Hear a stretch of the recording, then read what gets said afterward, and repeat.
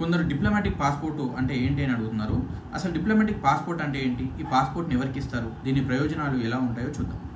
Diplomatic పాస్పోర్ట్ని type D passport అని కూడా అంటారు. దీన్ని దౌత్యవేత్తలు, ప్రభుత్వం తరఫున అధికారిక ప్రయాణాలు చేపట్టే ఉద్యోగులు, ప్రత్యేక వ్యక్తులకు జారీ చేస్తారు. ఇండియన్ ఫారిన్ సర్వీస్, కేంద్ర విదేశీ వ్యవహారాల శాఖ కింద పనిచేసే ఉద్యోగులకు ఇది అందిస్తారు. వారి బంధువులు, కుటుంబ సభ్యులు విద్య, వ్యాపారం, విహారయాత్రల కోసం విదేశాలకు వెళ్ళాలనుకుంటే దీన్ని పొందవచ్చు. సాధారణ వ్యక్తులకు అందించే పాస్పోర్టు బ్లూ కలర్లో ఉంటే డిప్లొమాటిక్ పాస్పోర్టు మెరూన్ కలర్లో ఉంటుంది. దీని వ్యాలిడిటీ విషయానికి వస్తే పెద్దవాళ్ళకైతే 10 ఏళ్ల వరకు, మైనర్లకైతే 5 ఏళ్ల వరకు ఇస్తారు. రూల్స్ ప్రకారం దీంతో ఇతర దేశాల్లో పర్యటించాలన్నా, ప్రైవేటు పర్యటన చేపట్టాలన్నా ప్రభుత్వం నుంచి ముందస్తు పొలిటికల్ క్లియరెన్స్ దరఖాస్తు చేసుకోవాలి. దౌత్య కార్యకలాపాలపై ఇతర దేశాల్లో పర్యటించే వ్యక్తులకు ఇది అధికారిక గుర్తింపు పత్రంగా పనిచేస్తుంది.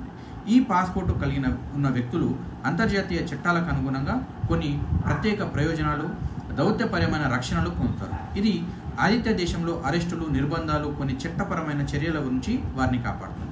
దౌత్యపరమైన విధుల నిర్వహణకు ఆటంకం లేకుండా చూస్తుంది. దీని కింద మరిన్ని ప్రయోజనాలు కూడా పొందుతారు. దౌత్య పాస్పోర్ట్ కలిగిన వ్యక్తుల కోసం చాలా దేశాలు వీసా ప్రక్రియను వేగంగా చేస్తాయి. వారి ప్రయాణ ఏర్పాట్లను కూడా ఈజీగా చేస్తాయి.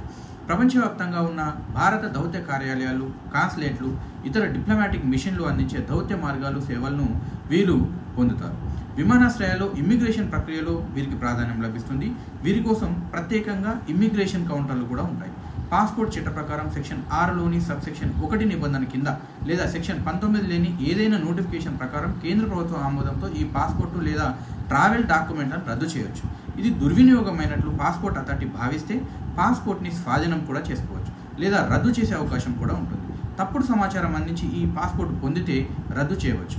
వ్యక్తుల విదేశీ ప్రయాణాలను నిషేధిస్తూ కోర్టు ఉత్తర్వులు ఉన్న సందర్భాల్లో లేదా కోర్టు సమన్లు జారీ చేసిన సమయంలో పాస్పోర్ట్ అథారిటీ పాస్పోర్ట్ని స్వాధీనం లేదా రద్దు చేసే అధికారం ఉంటుంది. లాస్ట్ ఇయర్ కాంగ్రెస్ అగ్రనేత రాహుల్ గాంధీ లోక్సభ సభ్యత్వంపై అనర్హత వేటు పడిన వెంటనే ఆయన తన డిప్లొమాటిక్ పాస్పోర్ట్ని సరెండర్ చేసిన విషయం మనందరికీ తెలిసింది. తర్వాత సాధారణ పాస్పోర్ట్ కోసం అప్లై చేసుకున్నారు. మరిన్ని మీకు ఇలాంటి డౌట్స్ ఉన్నా, ఏదైనా విషయం తెలుసుకోవాలనుకున్నా నాకు ఒక చిన్న మెసేజ్, వాట్సాప్ కానీ మెసేజ్ కానీ కాల్ కానీ చేయండి.